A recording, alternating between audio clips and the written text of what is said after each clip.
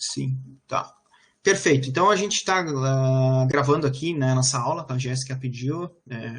Realmente eu não tinha apertado o botão, mas é até melhor para vocês depois estudarem conteúdo e rever, né? Tá certo. Tá? Então, Jéssica, então, turma, então, como eu falei, eu vou passar para vocês aqui uma introdução, né, de cada processo, fundição, usinagem, soldagem. É um vídeo, certo? Vou falar um pouco sobre o que é. E após isso aí, para terminar nossa primeira parte, né, da nossa aula hoje, aí eu vou começar, né, a nossa parte de conformação mecânica aqui, né, que é o mais importante. E vou falar um pouco da definição, do comportamento elástico-plástico, né, as questões das tensões e deformações. Aqui eu vou dar um exemplo de deformação uniaxial, mas a gente sabe que na conformação mecânica o estado de tensões e de deformação não é apenas uniaxial, né? É triaxiais, né? Um pouco da temperatura de conformação também para finalizar essa primeira parte aqui, que vai ser em torno dessas 2 horas aulas aí, né? Só que eu já utilizei um pouco mais disso só para introduzir, né, a aula de hoje para vocês, mas que é importante, né, também. Certo? Então, vamos lá. Então, antes de começar aqui, né, o que vocês têm que entender sobre processos de fabricação, né? A fabricação, né, ela pode ser, né, definida como uma arte, né, e a ciência de transformar os materiais em produtos finais, né, como a gente tinha falado. E no contexto da economia de mercado, são materiais que podem ser vendidos, né? Então, tudo que a gente fabrica, a gente vende, né? E a nível industrial, ela está relacionada a diversas outras atividades técnicas também, né? Como a questão da engenharia econômica, né? Dos custos operacionais, né? Dos recursos humanos que são utilizados para a produção desse material, que no caso aqui no nosso conteúdo não é algo que vai ser extremamente abordado, né?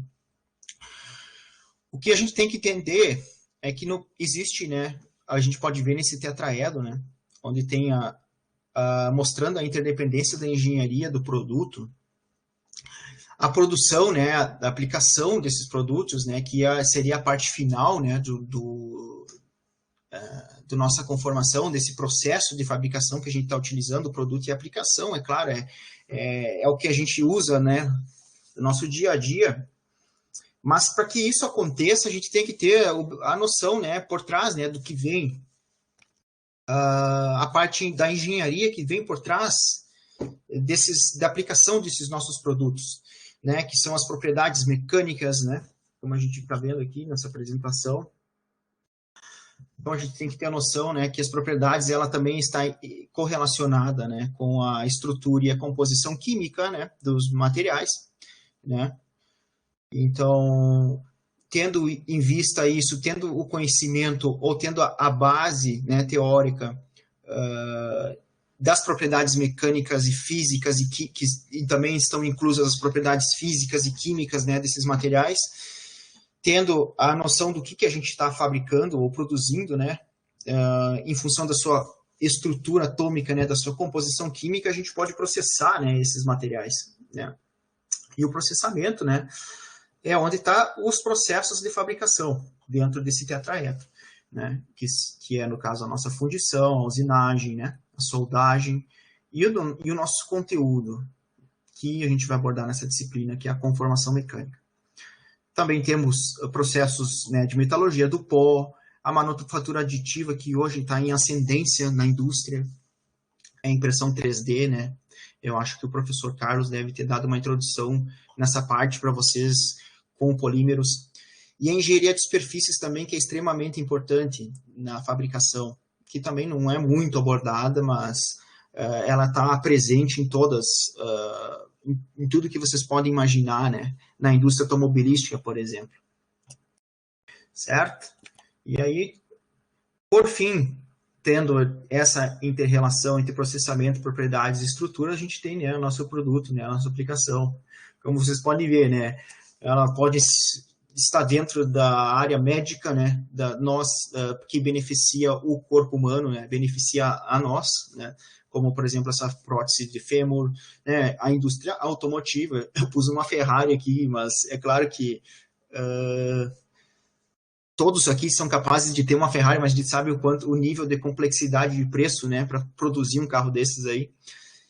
E um tanque de guerra. Mas esses são os 3 exemplos, né, básicos aí da aplicação, né, desse produto, né, o que vem por trás disso, né, os processos que são os processos de fabricação, né, fundição, usinagem, soldagem, certo? Então, mais uma vez aqui, confirmando com vocês estão entendendo, vocês estão me ouvindo aí? Só para... Sim. Tudo certo. ok. Tá, beleza, então. Vamos passando aqui, então, o nosso conteúdo. Então, uma vez a gente tendo essa noção da importância do que é, né, o processo de fabricação, a gente pode, então, falar das generalidades aqui, né, do que é a fundição. Então, a fundição, né, no caso, aqui a gente pode ver que existe o processo de fundição, né, em moldes de matriz metálica, tá? E o que é a fundição? Fundição é o metal, né, no estado líquido, ele é vazado, né, dentro de um molde, que pode ser, nesse caso aqui, um molde metálico, né, que é o negativo da peça que vai ser obtida, né, contendo algumas alterações próprias das técnicas, né, de fundição que você vai aplicar. Então, ela vai se solidificando após, né, a aplicação, né, desse material fundido dentro dessa matriz, né. E a gente está vendo aqui um exemplo desses processos, esse molde de matriz metálica, né, que é utilizado geralmente para metais, né, de baixo ponto de fusão. A gente consegue ter excelente acabamento superficial nesses processos. A gente consegue também construir peças que têm tolerâncias apertadas. Só que um problema desse processo é o alto custo de fabricação. Então, um processo que é comumente usado assim, para grande escala, grande produtividade, que é muito comum, é a fundição, né, em moldes de areia. Certo? Que nada mais, nada menos do que é feito, né, a peça ela é obtida, né, através de um molde, né, que é feito por essa areia metálica, essa areia, no caso, e o metal ele é vazado dentro desse molde que é feito por essa areia. E ela tem como vantagem que ela pode ser utilizada para aço carbono, né, que tem tem o ponto de fusão elevado. Uma desvantagem que esse processo tem é o baixo acabamento superficial. A gente pode produzir peças grandes e complexas, né, utilizando os processos desse tipo de processo de fundição em moldes de areia. E uma grande vantagem, né, desse processo, se a gente for comparar entre os dois, é o baixo custo de fabricação, né? O processo de fundição de areia, ela acaba sendo beneficamente menos custosa, né, do que os processos de matriz metálica. E também pela questão de que a matriz metálica ela não consegue pôr material fundido como aço, que tem a temperatura de fusão acima de 1.400 graus Celsius, dentro de uma matriz, né, de aço, porque você deformaria, né, essa matriz, porque ela entraria também num estado de deformação plástica devido ao aumento da temperatura, né? Então, justamente por isso que esses moldes de cerâmico, né, de refratário, eles são utilizados. Aí o terceiro, outro exemplo, né, aqui estou passando uma parte bem básica de fundição, só para vocês lembrarem, talvez, que é o molde de cera perdida, né, que no caso é feito um molde de cerâmico, pode ser um projeto de manufatura aditiva ou de usinagem, você cria uma peça complexa no qual você derrama essa parafina, né, essa cera dentro de uma bacia onde vai ter um composto cerâmico, né, esse material cerâmico refratário, no caso, você depois aquece, depois você solidifica esse material cerâmico refratário em cima dessa superfície polimérica, né, E aí, dessa forma, você depois aquece essa superfície polimérica e você tira ela de dentro desse molde, né? Então, sobra a casca com a geometria, né? Do produto que você quer fabricar. Aqui, como está mostrando nesse exemplo para vocês, né? É uma engrenagem, né? Que tem uma geometria relativamente complexa. E, então, nesse caso, esse processo a gente consegue ter peças de elevada complexidade, né? Geométrica.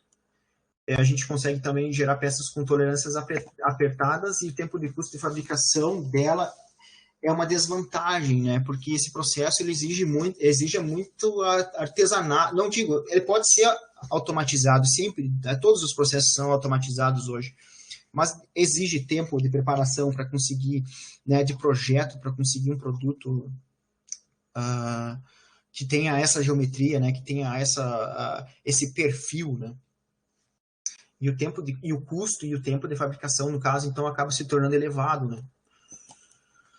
Então, uma ideia, né, da fundição em si, né, o que vocês sabem sobre a fundição é que o metal líquido ele é vazado dentro de um cadinho, né? Então, o que ocorre? Nos locais onde tem a maior variação energética, né, que são as paredes, né, no caso aqui são paredes, pode ser paredes metálicas ou paredes cerâmicas, esse ponto aqui é o ponto onde vai ter a maior variação energética, né, o ΔG, vai ter a formação, né, desses núcleos de materiais sólidos, né. E no discorrer, né, dessa solidificação, ele vai começando a criar, né, essas estruturas que a gente chama de coquilhas, né, na parede, que depois formam-se colunas, certo? Essas colunas, como a gente viu no terceiro passo aqui. E aí ocorre o crescimento nessa zona colunar. O que acontece na fundição, né? Por que eu pus esse slide aqui, né? Porque na fundição, quando você está solidificando o material, esse material fundido aqui, vamos dar um exemplo do ferro carbono para vocês. O que acontece? Ele vai gerando, né, tendo a formação dessas dendritas, como você pode ver aqui na figura, né, nessa microscopia eletrônica de varredura aqui. Vocês podem ver que vai formando essas colunas, né, aqui dendríticas e vai gerando esses grãos aqui, né, colunares. O que ocorre, o que acontece é que o lugar onde tem essa variação energética, onde começa a solidificação, a gente sabe que, por exemplo, ferro carbono, né, ou estruturas, né, materiais que têm elementos de liga, né, como o ferro carbono e microligantes, né, que tem microligantes na sua microestrutura. O que ocorre quando você começa a solidificar ele, né, que vem da parede anterior, o material em si, aqui, esse produto está sendo solidificado, ele entende que os ligantes que essa estrutura tem metálica, no caso o ferro, né, o ferro carbono, por exemplo, é uma impureza, né, e que na verdade a gente classifica, né, como impurezas ou como elementos, né, que são substitucionais ou intersticiais, né, na microestrutura do material. Esse processo de solidificação que sai da parede para o núcleo, né, desse material, que vai ser o local onde tem a maior energia, né, onde tem mais calor, esse material aqui que está sendo solidificado, ela vai empurrando, né, o que a gente chama dessas impurezas de segregações. E o que acontece? Que no meio, quando forma-se, né, quando se solidifica todo esse material, no meio desse material tem o que a gente chama, né, de segregação, que geralmente é onde vai ter, por exemplo, no ferro carbono, né, uma maior quantidade de carbono no centro dessa peça, que muitas vezes pode fazer com que o material que tem que a gente queira uma estabilidade, uma estequiometria, né, da microestrutura boa, essas segregações acabam sendo prejudiciais, né? Por exemplo, na laminação, né, de barras, né, metálicas, pois há maior concentração de elementos de liga no interior, no núcleo desse material, da forma, né, como a gente pode ver, né, nessa direção de solidificação. O que isso ocorre? O que causa, na verdade? Por que eu estou falando isso para vocês? Eu estou falando isso para vocês porque essa variação química, né, e metalúrgica que tem durante esses processos de fundição pode gerar um material multifásico, né? E esse material multifásico, na verdade, seria, aqui no caso, dois materiais, né? Um material que está entre o meio raio, né? Digamos, se fosse isso aqui uma circunferência, que estaria entre o meio raio desse material e o núcleo, com um percentual de carbono diferente, certo? E essa diferença de carbono, ela vai gerar diferentes tensões nesse material também, tensões residuais, tensões internas, né, na microestrutura, que não são benéficas no momento que se você, por exemplo, faz o lingotamento e a laminação, né, desse produto, que você vai trefilar ele diretamente por isso aí, sem um processo de conformação mecânica anterior, ou um tratamento térmico, né, que geralmente é feito, né, para que ocorra de novo essa solubilização, né, e ocorra novamente essa distribuição mais homogênea. Mas acaba sempre tendo, né, essa segregação no meio, né, de barras, né, que são laminadas. Isso é muito comum, a gente ter essas impurezas. A gente acaba até considerando dentro de normas isso.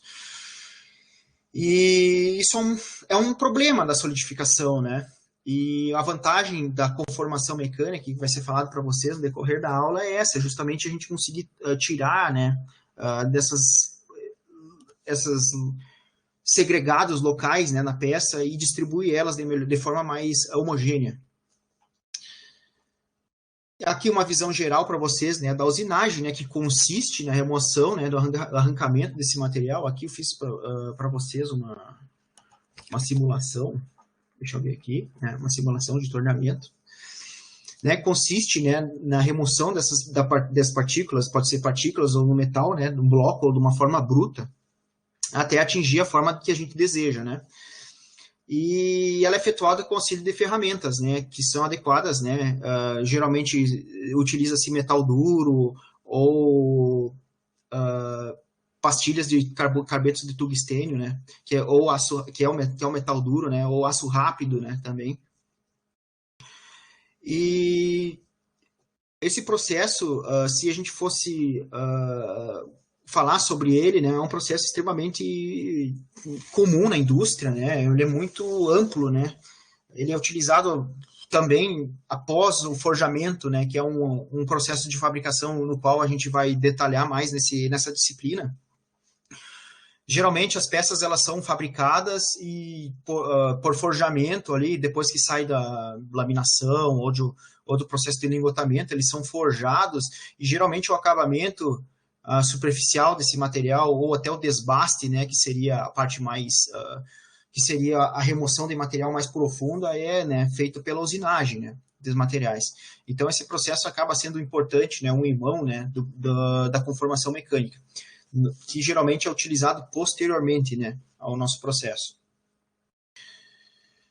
Aqui o processo de soldagem, né, eu prefiro mostrar para vocês um vídeo, né, que fica mais claro para vocês o que seria do processo de soldagem. Então, a gente pode ver aqui, né, temos o equipamento gerador, né, dessa energia, no caso, a máquina que vai gerar esse arco elétrico, né, os cabos, né, e o eletrodo, né, como vocês podem ver. O eletrodo onde vai ter o fluxo, né, de material que vai fundir, né, com o produto. Então, vocês podem ver mais detalhadamente aqui, né, que ocorre que a energia, né, elétrica ela é convertida em calor, né, e aí gera-se plasma, né, elétrico, o qual esse arco elétrico aí faz com que atinja temperaturas onde o material funde, né.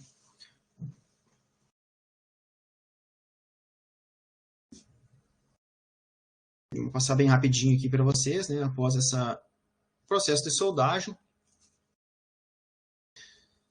Né, após esse processo de soldagem, como vocês viram aqui nessa parte, a gente sabe que na união desses dois materiais ocorre um material intermediário entre eles, né, que a gente chama de a zona afetada pelo calor, em português, aqui é Heat Effect Zone, mas é o ZAC, né?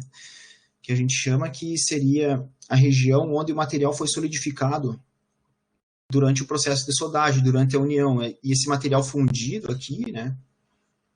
Ele, devido a esse excessivo calor, né, desse material fundido, ele gera diferentes grãos que vão gerar diferentes microestruturas no decorrer, né, do resfriamento desse material aqui, nesse caso, uma chapa metálica, né, que pode ocorrer, no caso, o crescimento de grão, né, que seria uma região, essa região que fica intermediária, né, esse produto soldado, né, regiões onde vai ter recristalização do material, né, regiões que vão ter transformações metalúrgicas também ocorrem, né, no processo de soldagem, zonas que vão ter o revenimento devido a esse aumento de temperatura, né, por exemplo, se você tem uma chapa lá que você quer manter uma microestrutura X, né, digamos a bainita ou a perlita, né, se você quer manter esse aço perlítico, né, essa zona temperada aqui, esse revenimento aqui pode alterar, né, as propriedades metalúrgicas e mecânicas que você quer, né, desse material, em comparação, né, à região não afetada, né, que seria o material base. Certo? Bom, esses são os princípios básicos, né, dos processos de fabricação em geral, que vocês já tiveram contato ou se já se familiarizaram, né? Vocês vão ter também outras disciplinas, provavelmente uma abordagem mais específica de cada processo. Aqui eu só queria falar um pouco mais, uma visão geral mesmo, para vocês terem uma ideia do que é a fabricação, certo? Então, aqui também temos a metalurgia do pó, ali, como eu mostraria para vocês, né? No caso, a metalurgia do pó, ela é nada mais, nada menos do que a conformação de um pó metálico, né? Por um processo de compressão. Aqui vocês podem ver, nessa animação aqui da GKN, no qual eles fazem o spray desse pó metálico dentro de um cadinho, né? E esse pó metálico, então, ele é comprimido, certo? Dentro de um molde, né? De uma matriz. Isso é um processo de compressão, né? É o básico do forjamento, né? E após essa compressão, o que acontece? Acontece processos, né, após isso aí, que é o processo que a gente chama de debaying, né, que é a secagem, né, desse material metálico, a desidratação dele, e depois o processo de sinterização, né?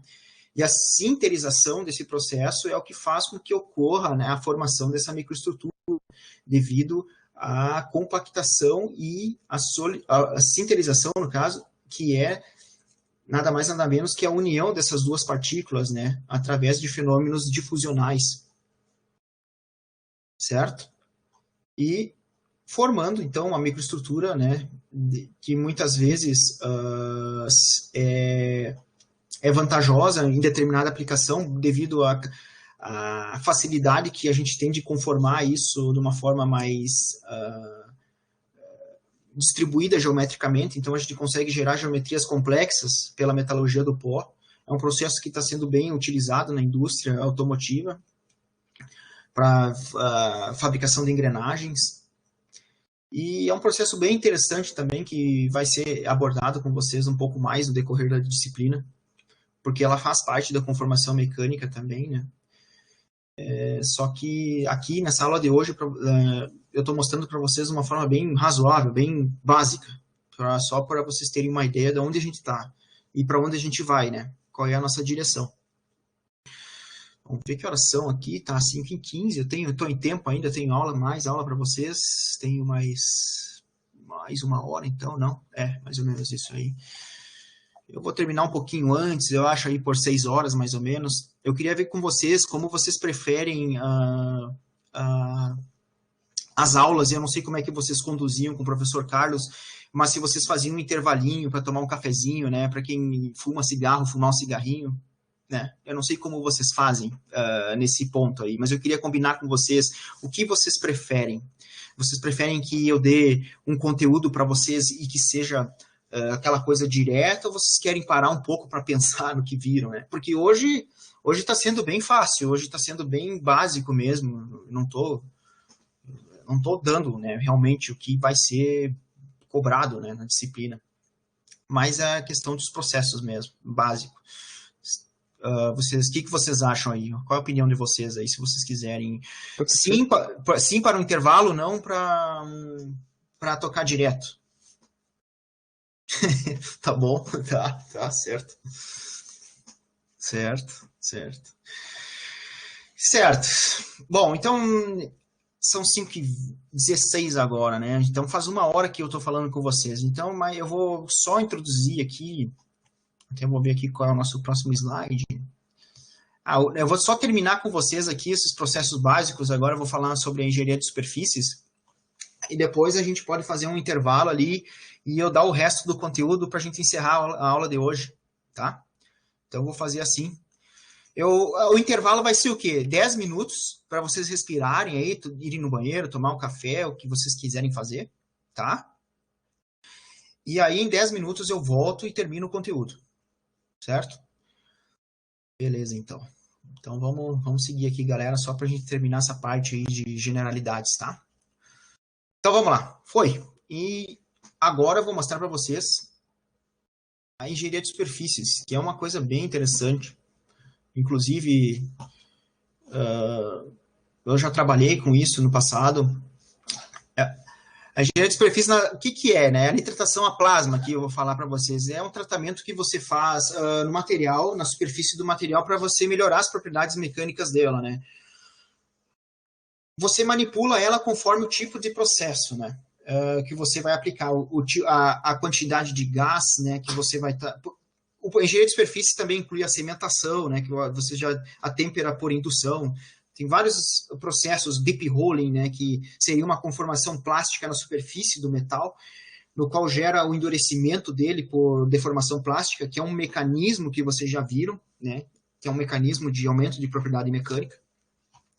Só que o interessante da nitratação plasma, que é um processo bem tecnológico, amigo do meio ambiente, e por isso eu tomei a decisão de só mostrar esse processo para vocês hoje aqui, dos demais que existem, né, de engenharia de superfícies. O que é, antes de eu mostrar o vídeo aqui, eu queria mostrar para vocês o princípio básico desse processo, para vocês terem uma ideia, se um dia vocês tiverem interesse em trabalhar com isso. Existem empresas, né, na parte de tratamentos térmicos que fazem esse processo, é muito comum aqui no Brasil. Né, que nada mais, nada menos que o plasma, né, a nitratação a plasma. O plasma é o quarto estado da matéria, né? O que é o quarto estado da matéria? Seria a mesma coisa que o raio, né? Quando ocorre a descarga, né? Que na verdade seria a quebra, né, dos átomos, né, de nitrogênio. A gente tem ali o N2, né? Que ele é devido a essa diferença de potencial elétrico, que é o ânodo, né, e o cátodo, que a gente considera aqui, que são dois polos, né, positivo e negativo, essa diferença de potencial elétrico que é gerado por um gerador de energia, no caso, né, faz com que ocorra a quebra desses elétrons, esses átomos de nitrogênio, que são bombardeados devido a essa atração, né, eletrônica, devido aos diferentes polos, né, no qual a engrenagem aqui que a gente está mostrando, que seria essa engrenagem aqui, ela está sendo bombardeada por nitrogênio na superfície, né? E o nitrogênio, ele é responsável pelo aumento da vida útil dessa ferramenta, né? Ou desse produto aqui, né? Dessa engrenagem de caixas de transmissão de carro, por exemplo. E esse enriquecimento superficial aqui gera uma vida útil infinitamente maior do que se você preparasse o produto, conformasse, fizesse a usinabilidade dele, o tratamento térmico dele convencional e aplicasse, né? Então você ganha um ganho de vida útil para essa ferramenta, que pode ser uma ferramenta de conformação mecânica, bem como uma peça, né? Muito grande. Então esse processo ele é muito importante na indústria, né, de fabricação. Ele é muito importante. Então, né, como eu havia falado para vocês, ocorre o que? Uma exaustão. Essa exaustão aqui, na verdade, ela é feita porque existe um vácuo, né? Esse processo, o plasma que a gente gera pela nitratação, ela não ocorre numa pressão atmosférica normal, né? a gente tem que baixar a pressão atmosférica para que a gente consiga gerar esse arco catótico, né? Para que a gente consiga gerar essa descarga luminescente, que a gente consiga quebrar, né, essas moléculas de nitrogênio. E devido a essa baixa pressão, né, pelas leis lá, né, de PV igual a nRT, que é muito comum, você já tem uma ideia do porquê disso. O que acontece? Acontece que esse bombardeamento vai fazendo que, devido a essa baixa pressão, ocorra a difusão, né, na superfície desse aço e ocorra o aumento da vida útil, né, aumento da vida útil, aumento das propriedades da resistência ao desgaste e à dureza superficial desse material. Então aqui, nesse vídeo, mostra para vocês como ocorre, né, na prática, essa descarga luminescente. Aqui está escuro, mas logo já vai aparecer para vocês aqui a... Deixa eu ver aqui em qual tempo. Aqui começa os arcos, né?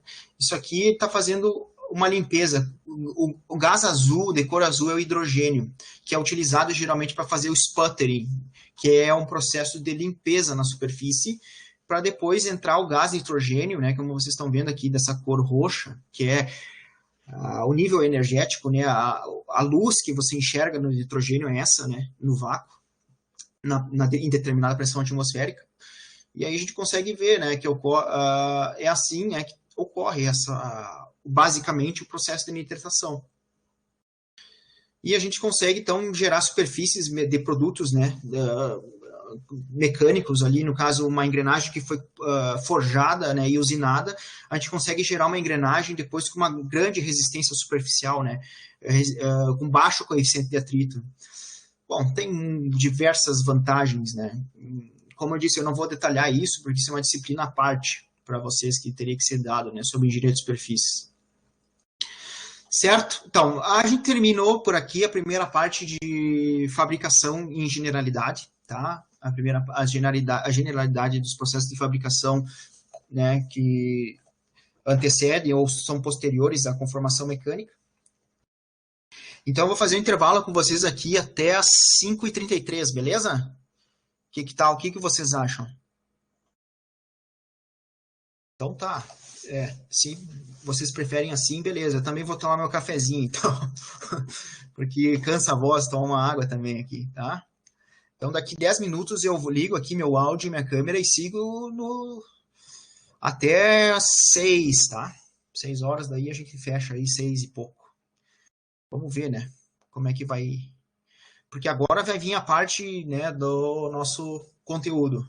Né? Eu vou mostrar daí a parte de conformação mecânica, já após a introdução, né, desses processos aí. Vocês têm alguma dúvida, alguma coisa que queiram esclarecer? Ou se não entenderam alguma coisa que eu tenha dito? Se caso não, então desligo aqui e daqui uns 10 minutos então eu falo com vocês, beleza? Então tá. Então tá. Então tá, valeu. Já volto aí.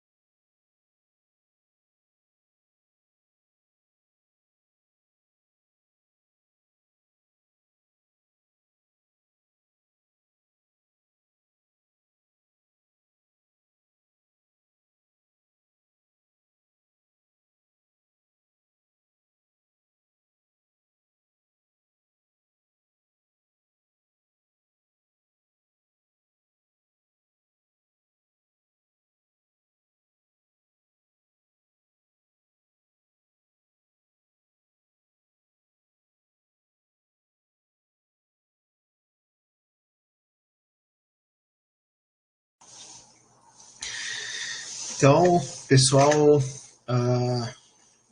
todo me ouvindo aí, todo mundo? Ou quem estiver já voltou do intervalinho? Tá. Eu estava lendo aqui alguns comentários, tem alguns colegas que chegaram um pouquinho atrasado e estão com dúvida em questões de avaliação e coisa. O que vocês puderem passar para eles aí, fiquem à vontade. Tá? Mas eu vou sempre salientar, né, durante as aulas aqui, no decorrer dos conteúdos que eu for passando, eu vou avisando vocês aí como é que vai ser feito, tá, as avaliações, fiquem tranquilos. Tá, então eu vou voltar lá para onde a gente parou, que finalmente a nossa parte do conteúdo em si, né, que é a parte de conformação. Parei que eu vou encerrar essa apresentação aqui e já ir direto para lá, que fica melhor.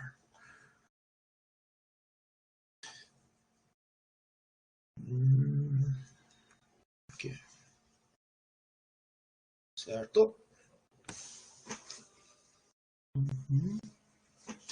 Então tá. Tá, pessoal, então eu vou dar continuidade aqui à nossa parte de conformação mecânica, ok? Tá, então o que é, né, a conformação mecânica, né? Conformação é um nome genérico, né, dos processos que se aplicam, né, uma determinada força, né, externa sobre uma matéria-prima, do qual a gente quer transformar, né, obrigando a tomar uma forma desejada por deformação plástica, que vai ser uma palavra que vocês vão ouvir bastante no decorrer desse conteúdo, dessa disciplina.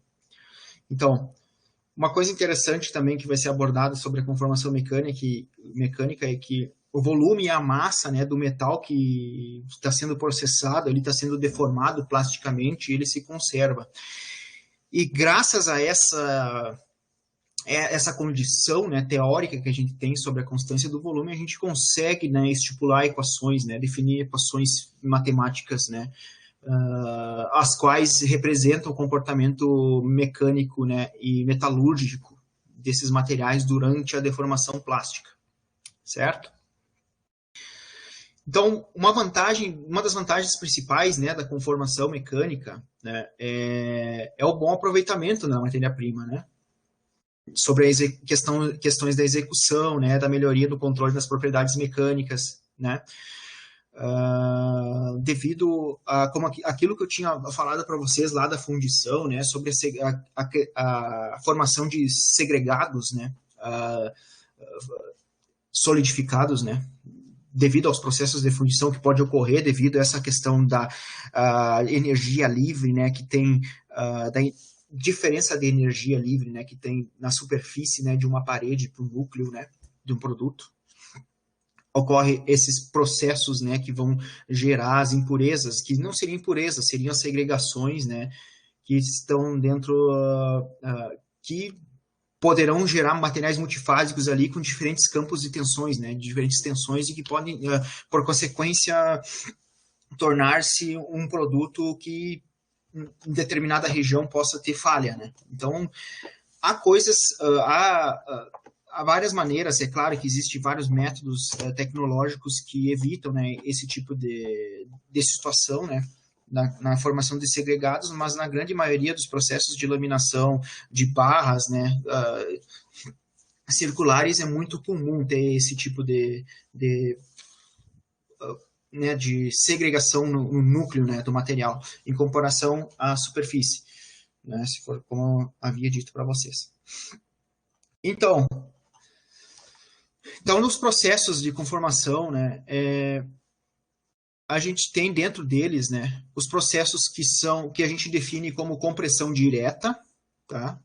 Onde a força é aplicada na superfície desse material e o qual ele escoa perpendicularmente à direção de compressão, aonde você está aplicando, né, essa pressão.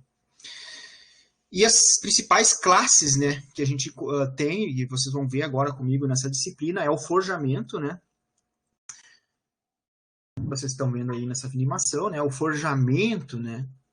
São conformação por esforços, né, compressivos que tendendo a fazer o material assumir um contorno da ferramenta conformadora, né? O estampo dela, né? O formato dessa matriz.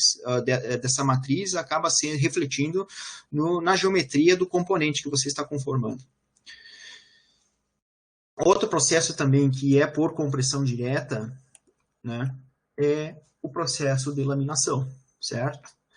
Que é o conjunto de processos em que faz o material passar através da abertura entre esses cilindros que giram, né? Como vocês estão vendo aí, esses cilindros que estão girando aqui, o material passa por ele e acaba reduzindo a sua espessura, aumentando o seu alargamento, dependendo do tipo de geometria que você quer formar e o tipo de laminador que você está usando. Em geral, né, você reduz, né, a seção transversal desses produtos, que podem ser placas, né, chapas, barras, diferentes seções, né, de trilhos, diversos perfis, né? Esse processo ele está muito interligado, ele é muito usado na indústria ferroviária, na indústria automobilística. Bom, o carro, né, que vocês dirigem, né, tem um processo de laminação por trás, né, de toda a formação, né, dessa matéria aí, desse produto. Então, e agora eu vou passar para vocês os processos de conformação, que a gente chama de processos de conformação indireta, tá? Onde os esforços são primariamente aplicados, pode ser ou não compressivo, certo? Mas a força é diretamente responsável pela conformação e é constituída em grande parte pela reação compressiva da ferramenta, da matriz, tá? Sobre o material. Então, um exemplo disso é a trifilação, certo? Vocês estão vendo aqui, né? Pode-se, né, trifilar tubos, arames, barras, fios, né? Então, ela é uma compressão indireta. Tá? A trifilação nada mais é a redução, né, no caso da seção transversal, né, de uma barra, de fio ou tubo, no qual ele puxa a peça através de uma ferramenta, né, que a gente chama de fieira, que é esse produto aqui. Vocês estão vendo? Isso é uma fieira. No caso, ocorre o quê? Uma tensão aqui, uma força é aplicada aqui para tracionar esse material e ele é comprimido pelas fieiras, certo? O princípio básico da trifilação é esse. E outro processo também que é comum, né, que é também de conformação indireta, é o processo de extrusão, certo?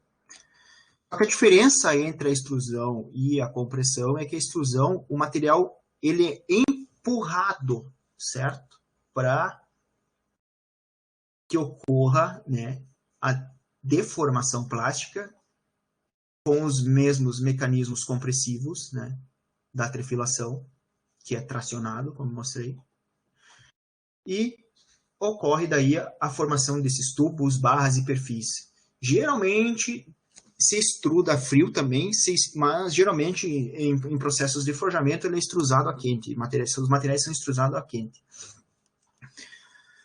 Então, o processo, né, como eu falei para vocês, a peça ela fica contida num recipiente, né, num cilindro, né, que seria um container, e o produto ele gera, né, é gerado, né, pode ser uma barra, um perfil ou um tubo, beleza? Então, o nosso próximo processo é o embutimento também, que é a fabricação de peças em formas de recipiente a partir de retalhos, planos de chapas, que são feitos por estampa ou por funcionamento, cujo contorno é igual ao que se deseja imprimir a peça, certo? Aqui vocês estão vendo um exemplo aqui tem um exemplo de embutimento, né?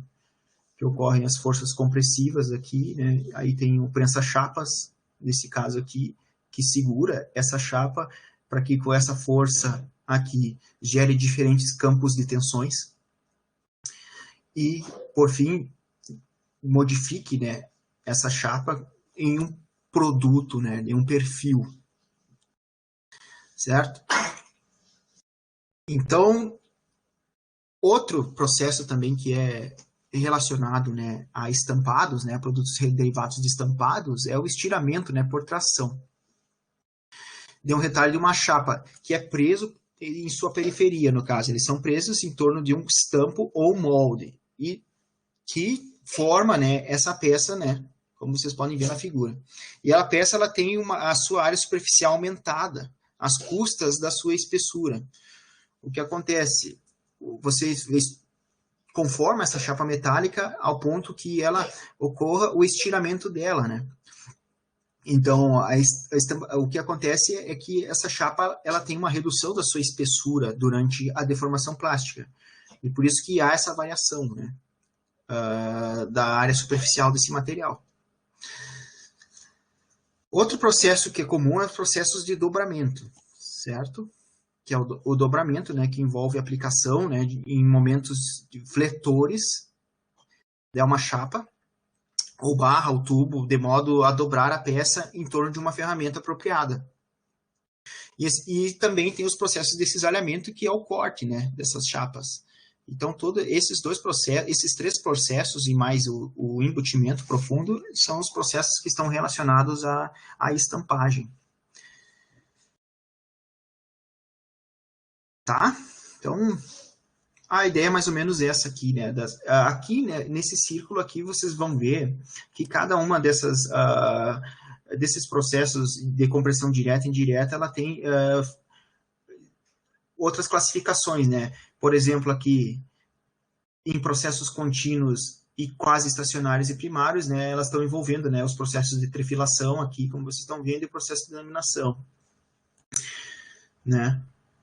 E também o processo de extrusão, como vocês estão vendo aqui. E também os processos descontínuos, no caso, e não estacionários, aí a gente também, é outra classificação que a gente dá, e também envolve o processo de forjamento, né, e o processo de estampagem.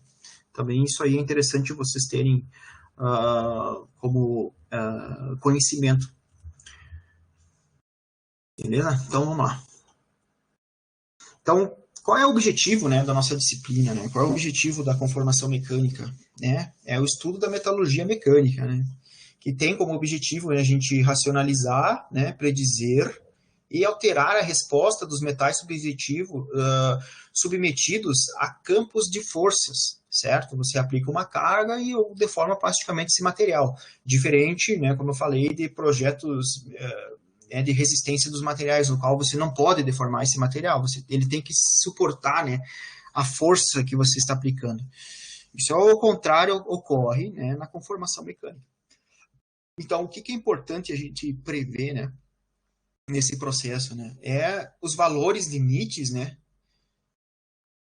sem colapso. Nesse caso aqui, os valores limites sem colapso seria o quanto esse material estrangula, o quanto esse material ele deforma plasticamente, né? Como eu falei, em processos não estacionários de estampagem, como eu tinha mostrado para vocês anteriormente, as chapas geralmente elas são conformadas e ela tem uma redução de espessura. Qual o limite de espessura que esse material tem que ter para que não ocorra a fratura, né, devido à deformação plástica? Isso ele está relacionado ao encruamento desse material, né, que é um coeficiente que vocês vão ver que é muito importante na disciplina de conformação mecânica, o conhecimento do escoamento desses aços, de como essas chapas elas vão se comportar plasticamente, até que ocorra o seu limite, né, de colapso, né, de deformação plástica. No conteúdo de chapas eu vou deixar eu vou abordar mais sobre os processos que são utilizados para determinar, né, os limites de conformação de cada material, né, de cada produto. Isso vai ser dado para vocês mais para frente. Agora a gente está só introduzindo, né? Então, outro processo, né, outra coisa importante no processo do estudo da conformação mecânica é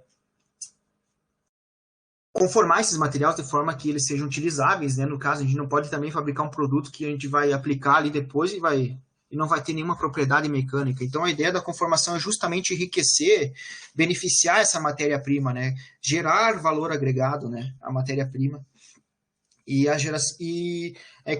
É muito simples quando você pensa que o minério de ferro, quando você vende o minério de ferro lá, ou a matéria-prima, ela tem um valor extremamente barato. E a conformação mecânica é justamente isso. É você pegar essa matéria-prima e transformar ela para gerar valor, né, ao produto. Então, o objetivo da conformação mecânica, né, principalmente é isso, né? É dar riqueza, né, ao produto, que está sendo fabricado. Outro objetivo da conformação mecânica, por que a gente deve estudar ela, entender como engenheiros, né, mecânicos, metalúrgicos e engenheiros de materiais também, é minimizar as forças necessárias, né, para que ocorra a conformação mecânica desse material. E evitar os defeitos, né, que vão ter também durante o processo. Então, a gente tem que ter essa predição matemática, a gente tem que conhecer matematicamente o comportamento, né? O comportamento reológico, né? O comportamento de fluxo desse material, né? Como ele se deforma, quais são as forças, né? Qual é a resistência ao escoamento desse material e qual é a tensão de escoamento desse material, que vai ser abordado nesse conteúdo com vocês. Então, no estudo de conformação mecânica, né? Aqui a gente mostra um esquema do processo, né? Deixa eu apagar aqui essa borracha aqui. Uma borrachinha aqui. Vamos ver, eu não consigo apagar. Apagar, apontador, opções de seta. Ué, enfim. Agora foi. Certo? Então, qual é a ideia aqui, pessoal? O esquema do processo de conformação, né, como vocês podem ver aqui, né, existe uma deformação plástica do material, né, uma zona de deformação, o ferramental que você vai utilizar e as interações, né, mecânicas e físicas que ocorrem, né, fazem o que ocorra devido ao trabalho de conformação, a geração de energia, né, que é a energia mecânica, né, ali, que é transformada em calor, né, devido à deformação plástica, né. Existe um sistema de lubrificação, né, desse material, né, e que a gente define como atrito durante o processo de conformação mecânica. Então, esse princípio vocês vão ter como conhecimento básico, né, para entender os processos, e vai ser abordado com vocês no decorrer dessa disciplina. E é muito importante lembrar, né, como eu falei para vocês antes, vocês tiveram uma noção boa, né, vocês tiveram todo o conteúdo de mecânica dos sólidos, né, que então vocês sabem que o estado de tensões vai influenciar no escoamento plástico desse material, então a deformação equivalente, né, as tensões equivalentes que esse material vai ter, vai ser extremamente influente nessa escoamento plástico, bem como também o atrito, né, e a trababilidade dele, que aqui está em deformabilidade, mas é a trababilidade, que é a capacidade desse material deformar plasticamente, sem que ocorra a ruptura, né, o colapso dele, né. Então, uma ideia também que vocês têm que ter, que é muito interessante durante o decorrer do processo, aqui, nesse caso aqui está mostrando um processo que poderia ser extrusão ou trefilação, é a velocidade de deformação. O modo e a velocidade de deformação, né, que também a gente conhece como taxa de deformação, eles influem também nesses esforços, né, nessa resposta mecânica que vai ter o material. Então, se você varia a taxa de deformação, que é a velocidade desse processo, a tensão vai ser maior durante a deformação plástica desse material, ou menor, dependendo da velocidade que você está aplicando no processo. Então, esse conhecimento também vocês vão adquirir, vão entender quais são as principais influências que isso tem, a temperatura, né, de forjamento também, e que eu vou passar para vocês. Então, vamos lá. Então, o comportamento elástico-plástico, né? O que a gente tem que saber do comportamento elástico-plástico?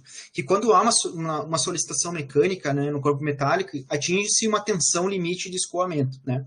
E o corpo inicia, então, um processo de deformação permanente. Isso vocês também tiveram uma ideia em resistência dos materiais e materiais metálicos, né? Ou deformação plástica, né? E há dois mecanismos estruturais básicos e elas estão presentes no cristal durante o processo dessa deformação, tá? Que esses mecanismos a gente conhece como o escorregamento, deslizamento, né, dessa estrutura, desses átomos de ferro, né, que vão se deslizar conforme aplica-se uma tensão cisalhante, bem como a maclação. São dois mecanismos que a gente vai abordar nas próximas aulas com vocês também, para vocês entenderem como é o comportamento plástico. Como vocês estão vendo aqui nessa figura, é um movimento dos átomos, né, de um sólido perfeito, poderia ser átomos de ferro aqui, certo? Que estão com uma carga aplicada nela, em duas direções, como vocês estão vendo aqui. Porém, a um determinado ponto dessa pressão que está sendo aplicada, dessa força que está sendo aplicada, o material, eles liberam essa carga, e esse material ele retorna, esses átomos retornam para o processo, para o estado inicial dele. E a gente chama isso, né, na mecânica, como comportamento elástico, né, do material. Que, né, em uma escala atômica, como vocês estão vendo nessa figura, ocorre quando as ligações, né, interatômicas desses materiais, né, que são o ferro, por exemplo, tem ligações que são feitas por nuvens eletrônicas, né, então existe esse compartilhamento entre elétrons, no qual gera essas forças atrativas e repulsivas, que faz com que o metal, né, tenha essa ligação forte e essa característica física, né, eles se alongam, né, mas eles voltam para o seu estado original, né, após a aplicação, né, dessa tensão cisalhante. E uma vez que essa tensão cisalhante ela aumenta, os átomos eles sempre vão tentar se reorganizar, né, em um estado, em uma condição, numa configuração estável eletrônica. Como a gente sabe, então, nos princípios, né, de ciência dos materiais, as discordâncias elas existem e se movimentam. Existem as discordâncias, né, como eu vou mostrar para vocês. Há duas formas, né, o qual chamamos de que tem, no caso, discordâncias após, né, o rompimento, né, dessas ligações, né, desse sólido. Existe, né, no caso, as discordâncias, e essas discordâncias, o que elas são, né, por definição? Elas são imperfeições, elas existem porque o ferro, né, os materiais, no caso, eles não são perfeitos, né, como está mostrando nessa ilustração aqui, eles têm imperfeições cristalinas, que são geradas por diversos motivos, né. Uma delas é, como a gente vai mostrar, o porquê que ocorre essa discordância, que é a discordância em cunha e as discordâncias em hélice, né, definindo que a discordância, né, que é uma linha ou um plano extra de átomos que são inseridos dentro de uma estrutura, certo?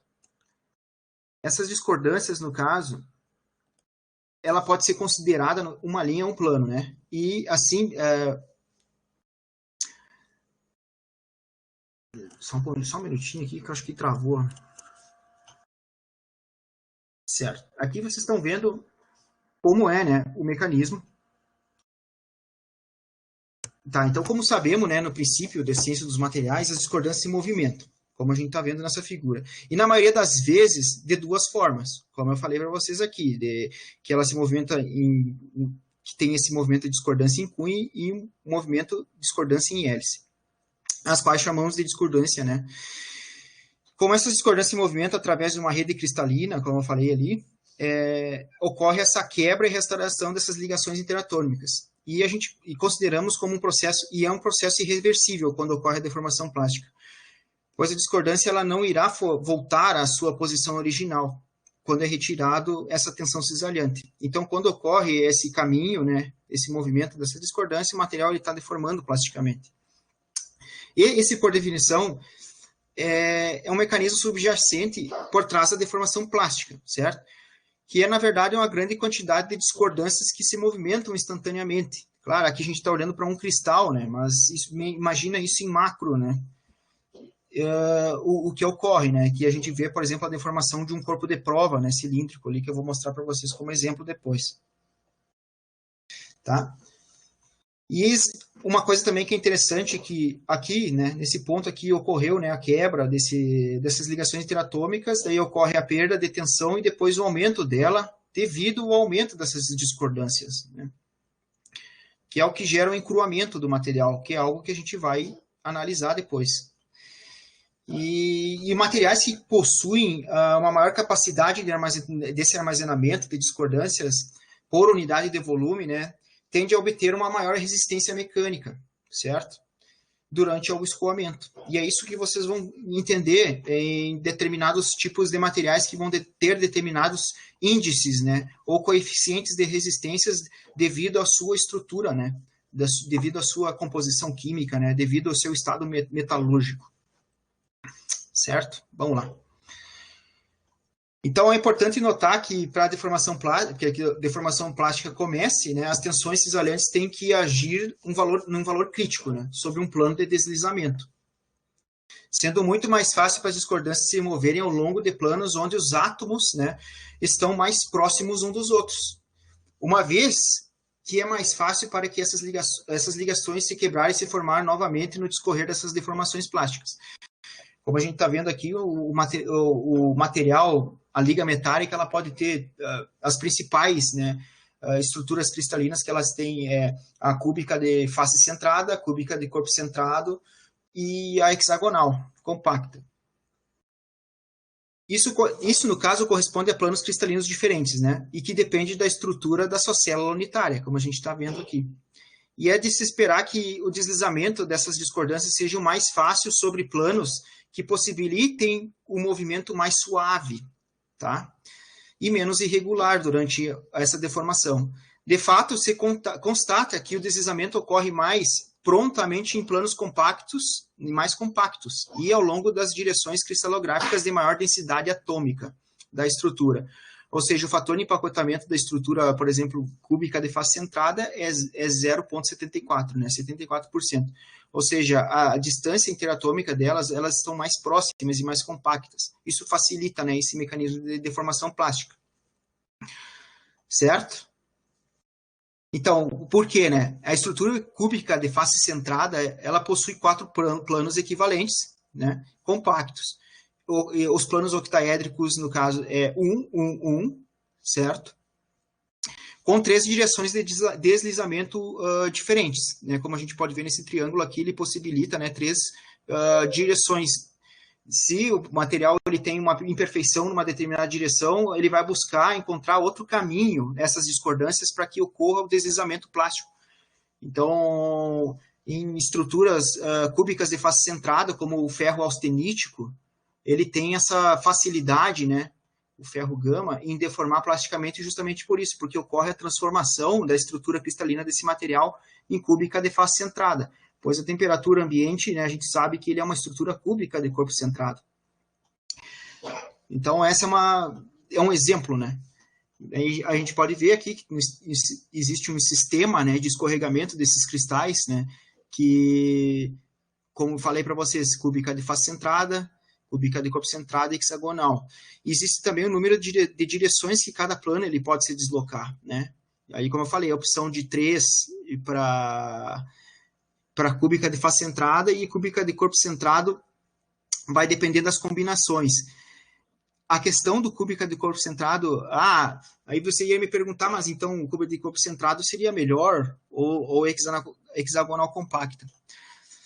A questão da estrutura cúbica de corpo centrado aqui, ele apresenta, né, um ferro abaixo de 900 graus, né, ou o titânio, por exemplo, beta, que eles têm planos, né, cristalinos que têm os índices de Miller 1,10 e são de maior densidade atômica, mas há diversos outros planos de densidade quase iguais e também contêm as direções. E, desse modo, essa estrutura ela possui 48 sistemas de deslizamento. E são mais elevadas, e contudo, né, a questão da cúbica de corpo centrado é que, como os planos não são compactos, como eu falei para vocês sobre a questão da facilidade, né, de quanto mais compacto, melhor. As tensões necessárias para que ocorra o deslizamento, elas têm que ser muito mais elevadas. Então, por isso que a tensão de escoamento do ferro à temperatura ambiente é muito maior. Por isso que a quantidade de energia que você vai aplicar para deformar o ferro à temperatura ambiente é muito maior, né? Então, essa é o que eu quis passar para vocês aqui. Metais, né, com estrutura cúbica de face centrada, que é o ferro, por exemplo, no campo austenítico, devem ser mais deformáveis, né? Só que no caso do ferro, né? Aqui está dizendo em todas as temperaturas, porque, na verdade, não é a temperatura, e sim o seu estado, né, a sua estrutura cristalina, que vai fazer com que ocorra essa facilidade na deformação plástica. Vários sistemas de deslizamento não são compactos e fazem com que seja necessário maiores tensões para iniciar o deslizamento, né? E isso é comum, como eu falei para vocês, na estrutura cúbica de corpo centrado, né? Porque ele não tem essa compactação ali entre os átomos. E as ligações de sistema de deslizamento em hexagonal compacta geram uma razão de baixa ductilidade. Mas e por quê, né? Porque ela possui apenas um plano compacto, como vocês podem ver nessa figura aqui.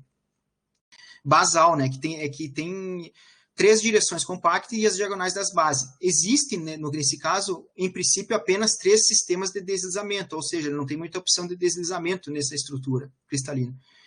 Então, metais como o zinco, o cádmio, o magnésio, o cobalto, por exemplo, operam com tais sistemas. Só que metais que têm essa relação entre a altura e a aresta basal da célula unitária é apreciavelmente menor do que o valor teórico, como é o caso do titânio, né, por exemplo, e da zircônia, que apresentam um deslizamento perfeitamente preferencial sobre chamados planos prismáticos piramidais. Em todos os casos, existe uma limitação, né, e uma certa dificuldade das discordâncias passarem, né, por esse plano cristalino, em resumo, que vocês têm que ter em mente. Então, por isso que o titânio, por exemplo, é um material que tem uma deformabilidade mais, uma forjabilidade, que a gente chama em forjamento, mais complicada, mais complexa. Tem que ter um controle muito maior da velocidade do processo que você está aplicando, da temperatura, do grau de deformação plástica. Bom, então qual é... Deixa eu ver que horas são aqui. Eu nem vi que horas são agora. São 6h06. Certo? Tudo bem? Então, pessoal... Se vocês tiverem alguma dúvida aí, alguma coisa, me perguntem, me põem no chat ali, que eu posso responder vocês depois também. Tá? Tá, tranquilo, Jordano. Tá, é o seguinte, o que eu ia passar para vocês aqui, eu ia dar nessa primeira aula. Mas como a gente atrasou um pouquinho pela questão da introdução, do método de avaliação, de como eu ia avaliar vocês e as discussões iniciais aí, o que eu vou fazer? Eu falei um pouco sobre os mecanismos, né, cristalográficos, né, de deformação plástica, né, como eles se deformam na questão cristalográfica. E daí eu vou passar para vocês depois a questão dos ensaios, do comportamento através dos ensaios aqui de tração, no caso, que eu vou dar como exemplo para vocês.